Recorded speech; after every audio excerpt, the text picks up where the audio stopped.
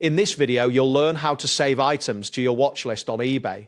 This guide will help you track your favorite products efficiently. Begin by opening the eBay website or mobile application on your device.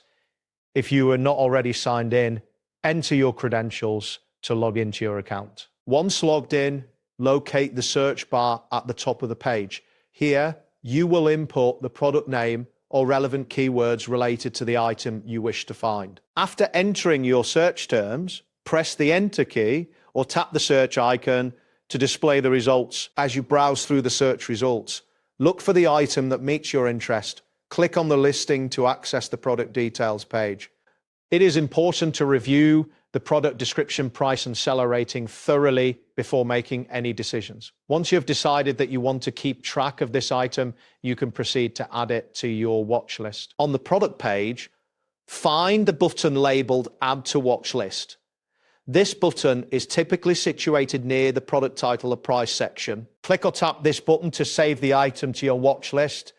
After you click the button, a confirmation message may appear indicating that the item has been successfully added. This action ensures that the item is stored in your personal watch list, allowing you to easily revisit it later without needing to search again. To view the items you have saved to your watch list, navigate to your account menu. You will find the option labeled Watch List in the drop-down list. Selecting this option will take you to a page displaying all the items you have added.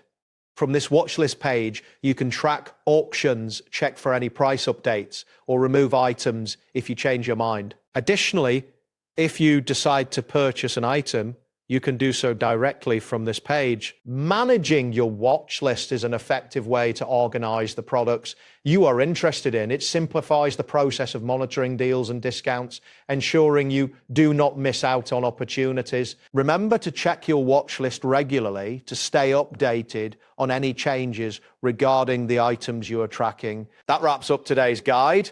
Thanks for watching, and catch you in the next